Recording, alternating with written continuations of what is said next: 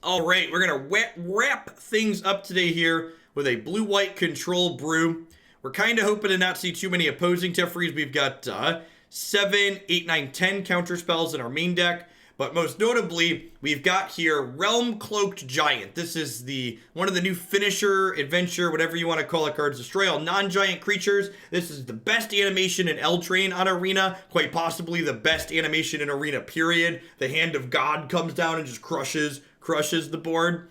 And more importantly, this is not just a sweeper, but it's a finisher. It gives our control deck a way to actually end the game once we're ready to start ending the game. This card is kind of sweet with Teferi Time Raveler and Time Wipe, because when we play the Giant half out, in the event we need another sweeper, we can pick this back up and re-sweep with it. Same thing with Hypnotic Sprite. We can Raveler or Time Wipe to pick this back up to use its adventure half all over again.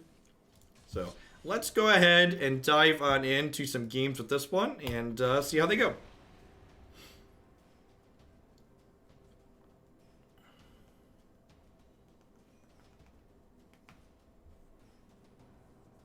Dovaki! Great content. Did you change your stream hours again? Is this a release event only thing? Just running extra hours for the set release, Dovaki.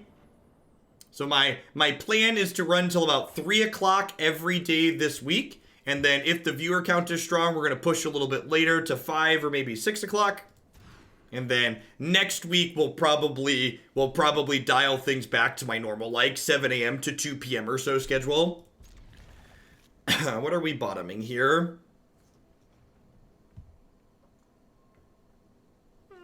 Bottom Narset in the dark. Thoughts on Jeskai Walkers? I don't really have an educated or informed opinion on that archetype. Haven't really played with or against it too much. Nah, I think the Wrath is fine to keep in the dark.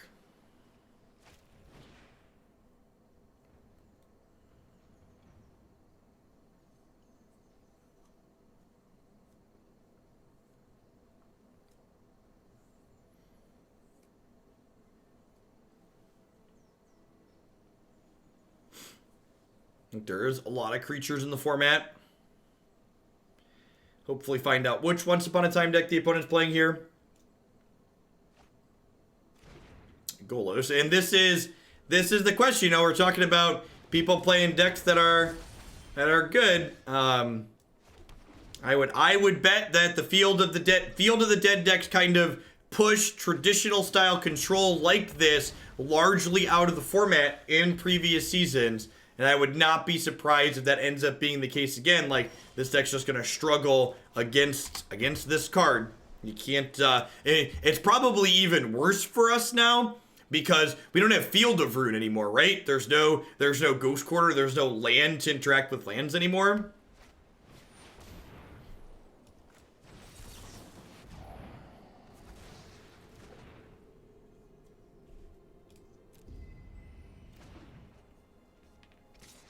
People calling that Esper deck a Stacks deck are just desperate to say there's a Stacks deck in Standard. Like, calling that deck a Stacks deck does a disservice to the misery actual Stacks decks have caused people in non-rotating formats for forever, and historically speaking.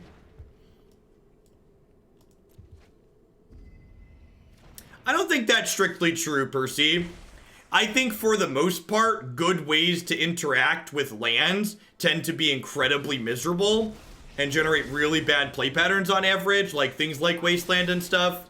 I actually think Field of the Rune is peak good design as far as those effects are concerned. Like, you know, we went from Strip Mine to Wasteland to Ghost Quarter to Tech Edge, and I really feel like Field of Ruin hit the nail on the head as far as like good balance on lands interacting with lands goes.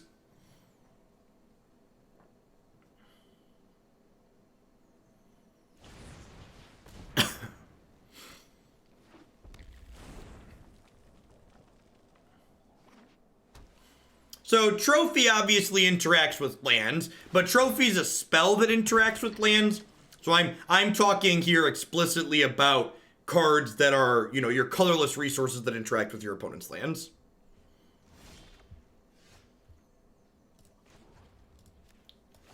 I'm just gonna go ahead and I am not making this up as I go. kill this before it gets to draw them any more cards here. And I get to use that animation, which is excellent. Bye, friends. Well, that's kind of unfortunate.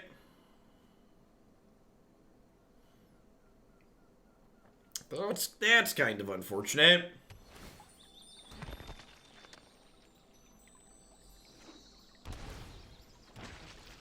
Oh, I guess I plus Teferi there.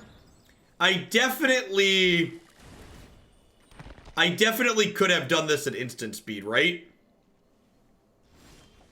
Yeah, I messed that up. I could have done that at instant speed, and then that would have left me room to counter their Escape the Wilds, potentially.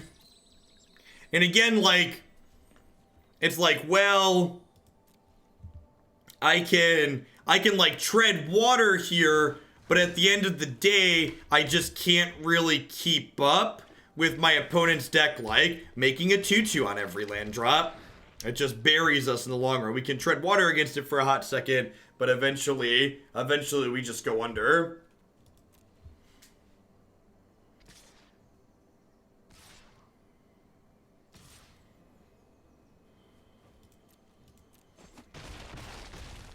I suppose that's how it was meant to happen.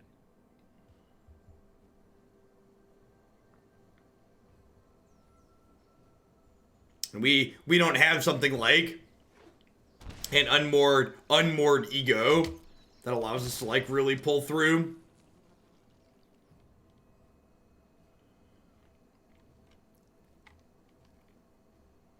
Happy to be here, Tenorka. So I think I'd rather absorb Golos and then Prison Realm the Cavalier, because the Golos is guaranteed to get a second field. The Cavalier potentially misses on a second field. And we know they're playing both of these for sure this turn, because I guess giving them the Golos is better in the event I draw a sweeper.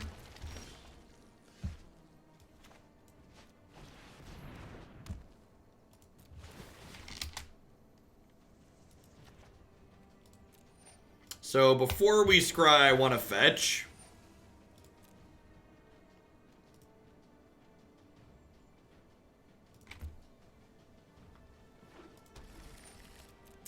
So that way, I don't shuffle anything bad that I scry to the bottom back in.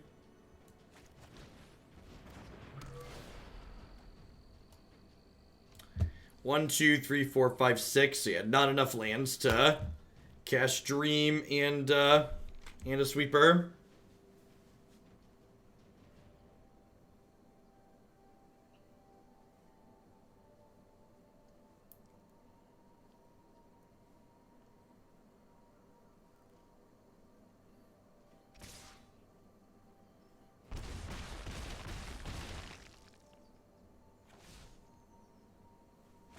Yeah.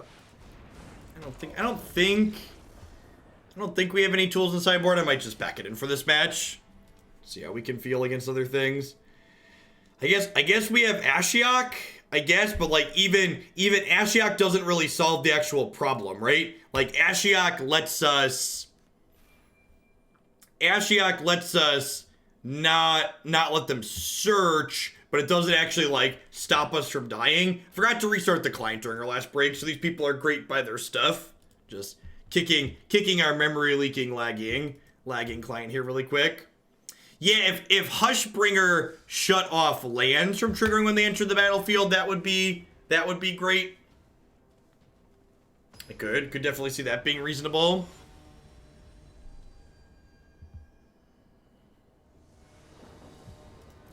But like again, like so what we have cards in our sideboard that interact with their deck, but none of them answer the question, how do we not die to this thing that actually kills us? That's the important part. How do we survive the thing that's actually killing us? Playing its Autumn Lily here, which I believe is Autumn from the MPL, if I recall correctly.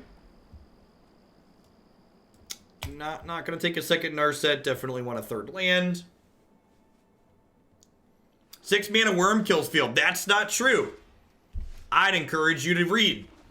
If you read the card... Actually, that might be an instance where reading the card doesn't explain the card to you. Because you need to have a more formal understanding of... You need to have a formal understanding of how triggers work. What the differences between different styles of triggers. Past, present, and future. Keep an open mind. I smell a growth spiral in our future, and Thornwood Falls implies that there's another field of the dead deck.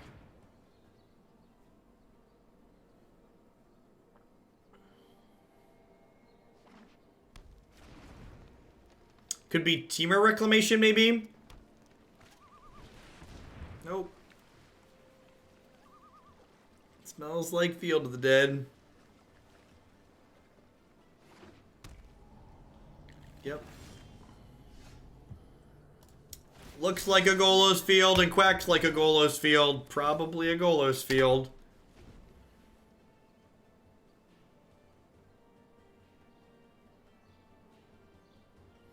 Why does Field need to go? I mean, cards like Field of the Dead allow Wizard of the Coast to sculpt and push what they want to be playable in the format. It's very possible that pushing control decks like this out of the format for a season or two is something that they want. And then later on, they might introduce something that allows these decks to be competitive against Field. While it might not be what you want personally as a Magic player.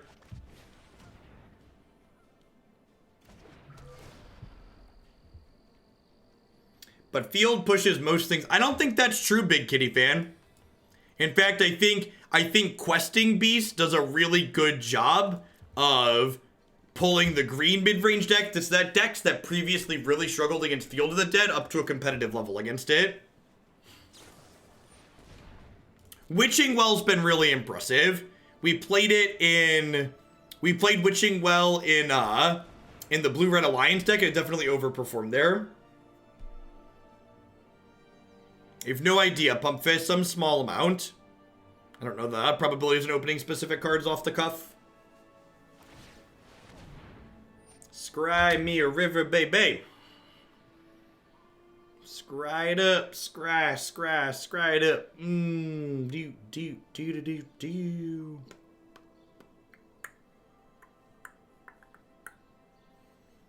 Listen, 3 mana Teferi was an incredibly smart card to print, chat. Since Arena was released, we've been marketing really hard at Hearthstone players. So allowing those Hearthstone players to feel at home by removing the stack from Magic is only makes sense.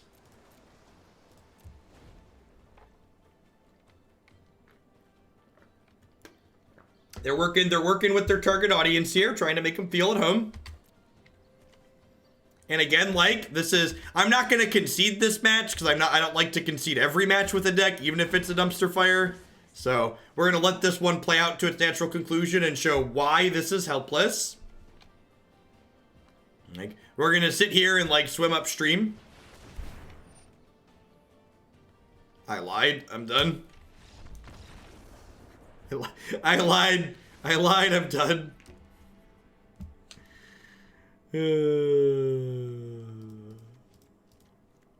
That Jeff Hogland, he's such a dirty, rotten liar.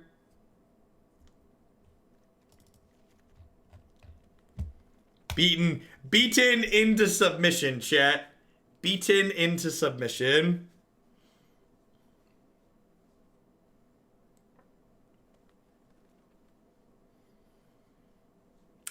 I wasn't sure how much past 10 hours I wanted to run today.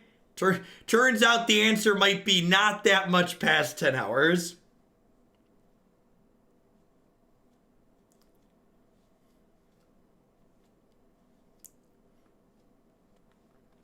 Sometimes people ask why I accept decks like these, and the genuine answer is because sometimes you get surprised. Like, for example, the green-red Seasons Growth deck we played this morning, that deck looked really bad when I accepted it, and then when we ended up playing it in practice, it ended up working out very well.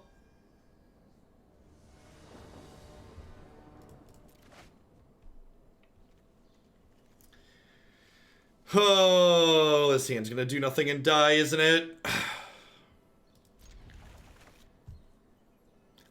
Honestly, drawing a second island and playing Hypnotic Sprite on 2 might be our best chance to win this matchup.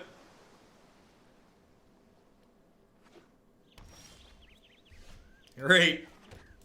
Let's go. Tempo. Tempo, Fairy, let's go. I don't know what that card does.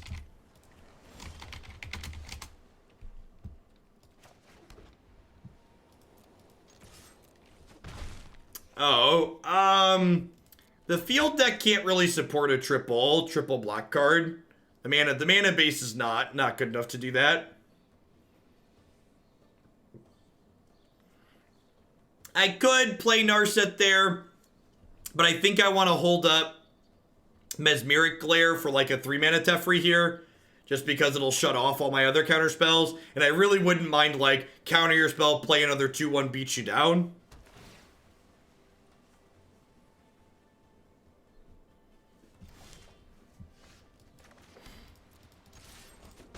Alright, 8 more turns, little Sprite. I believe in you. She's going the distance. It's going for speed. It's all alone in the time of need while racing and pacing and plotting the course.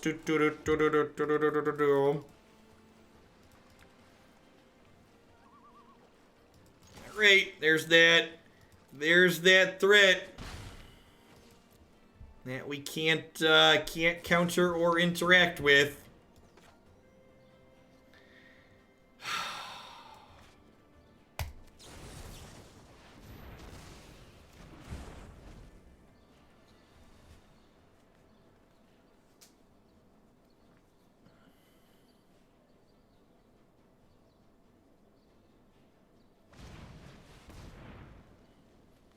Okay. Beanstalk Giant coming along. I knew you were a filthy limited player all along with 2 mana, 2/1 flyers, and Force Claws as your win conditions. Something like that. Open for an untapped blue source here. Perfect. Lets us double our clock while holding up a counterspell still. Hey, Bob the Mighty One. Welcome back. I appreciate you keeping me around. Hope you're having an excellent start to your week.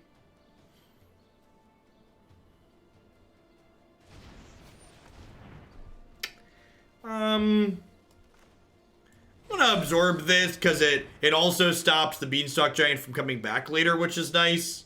When you counter the front half of an adventure spell, it stops both halves.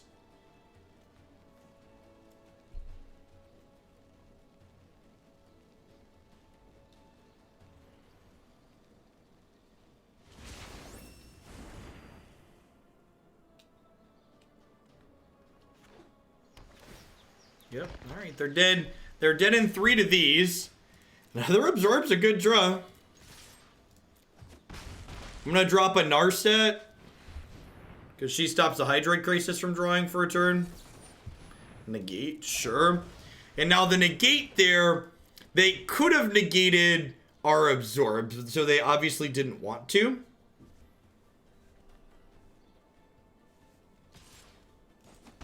So they're dead in 2 at the moment.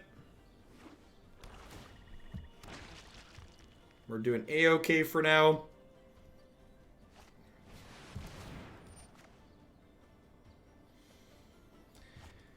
I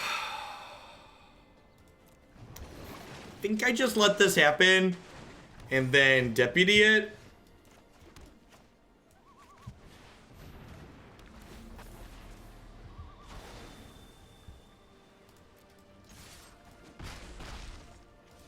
So on a 2-turn clock yet again, if they can't gain more life, the problem is the first Hydroid Crisis tends to draw you another Hydroid Crisis.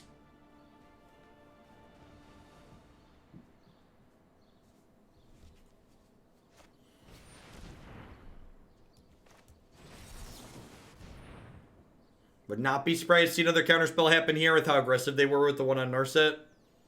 They could have also just wanted to draw cards with Crisis though too, so could go either way here.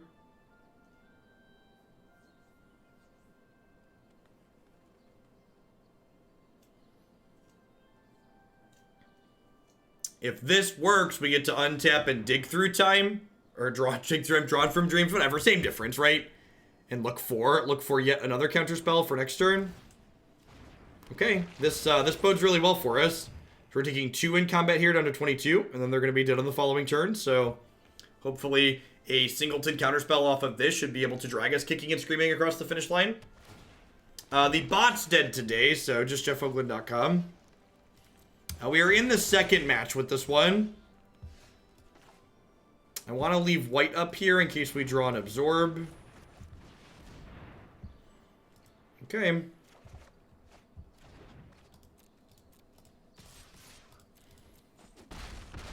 again, like, this game we managed to win. We managed to win because we were basically a tempo deck, right? Like, I played a 2-1 on 2. And it was able to actually go the distance on the back of some counterspells.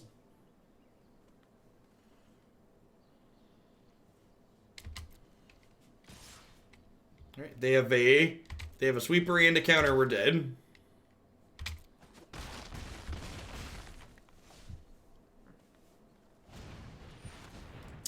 That one doesn't matter. This doesn't have reach, right? Nope. I mean, we are a control deck. Yeah, I mean, being a bad tempo deck in this matchup makes us less helpless than being a bad control deck does, because being a bad control deck is utterly hopeless.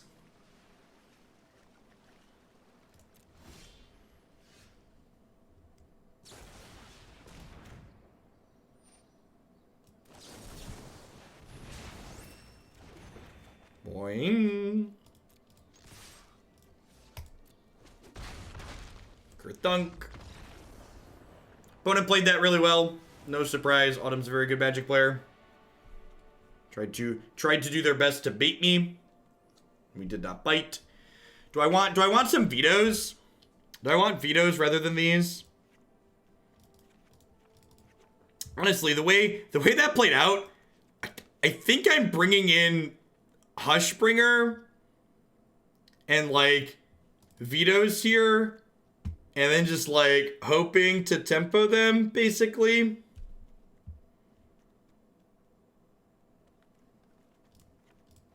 You know, I want Gust too. Sure. Yeah, the classic 1-2 flyer beatdown.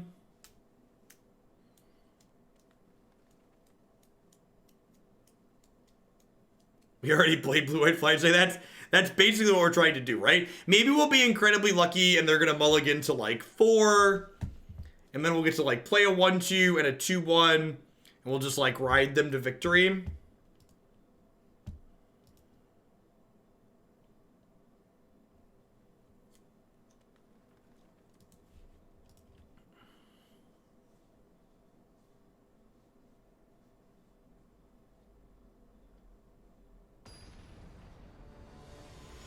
That's true. We won an otherwise unwinnable game earlier because our opponent just like disconnected and timed out. We've not played Jet Adventures yet on stream. As always, you can find everything that we've played on my YouTube channel and my website. Sans the stuff we played today, obviously, which will go up there this evening. Yeah, I mean, like, this is the dream, right? Teamwork makes the dream work. Got a 2-1. Got a 2-1 on turn 2. Buckle up, chat. It's gonna go fast. Look at how fast this hand goes, chat. Beep, beep, zoom, zoom.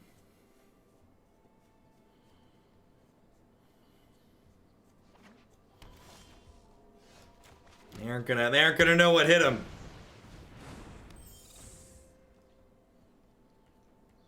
Aggro.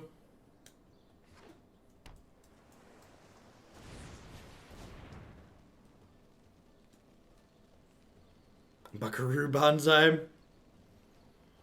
Now, do I play? I think I'm supposed to play Hushbringer on 2 here, which is kind of awkward because, like, I don't want them to Golos me next turn's the issue. Like, if they do, I don't want it to do a thing. The problem is, like, unless I draw a blue source, I can't Sprite and Veto or Sprite and Hushbringer next turn.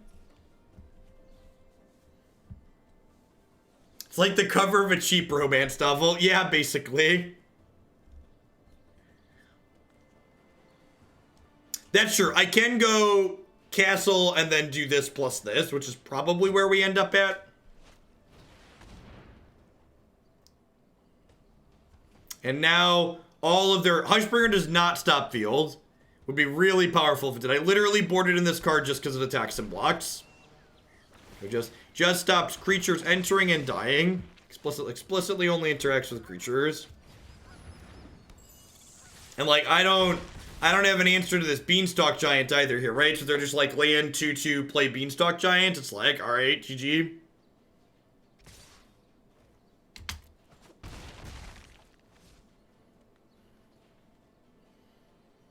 Our plan of trying to be like this awkward tempo deck, like, managed to come together in game 2 where they stumbled a little bit. And we were on the play, but game 3 just nowhere near good enough. Yeah, just can't win. Alright, you know what they say, third time's the charm, right? Let's try and take one more crack here and see if we can get a non-Field of the Dead deck to play against. We're 2 for 2 on queuing into Field of the Dead with our deck that's just like hopeless against it. That's the thing that separates these like tier 2 or tier 3 decks at best against the actual good decks in the format, is that like these decks that can end up being good tend to not have random unwinnable matchups. Whereas a deck like this will probably never be tier 1 because it's going to have those key matchups where it really struggles. Alright, hopefully we draw a third land.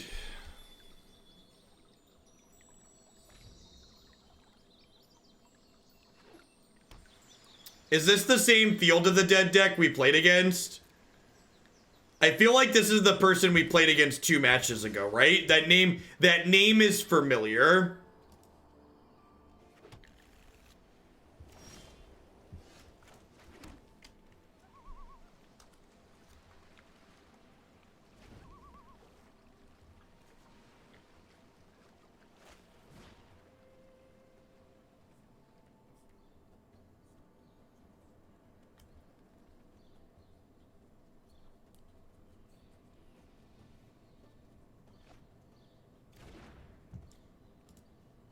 Maybe they've changed decks.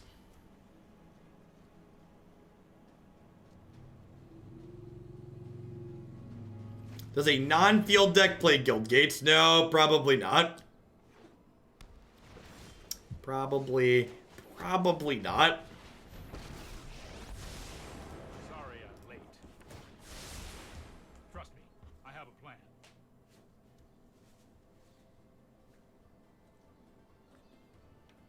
No, you just have to have not cast a spell yet, Phaser. Alright, that's gonna be it for me for today, folks. I'm done beating my head into a wall with this one. If your deck can't be competitive against Field of the Dead, you're gonna have a real bad time this season. You're gonna have a real bad time. And you know, went back into the ladder.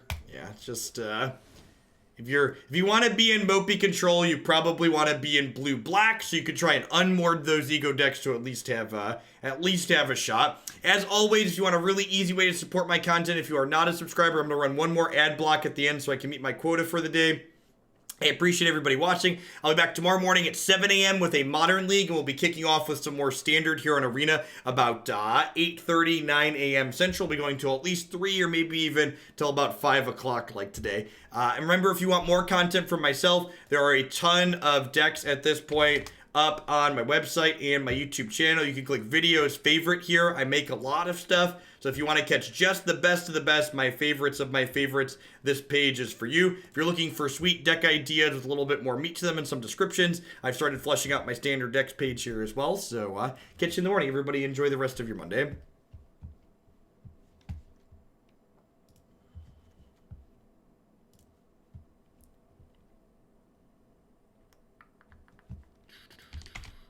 And then who are we hosting after the ad block is done? That's a question. Oh, Marty's on. We'll definitely host Marty.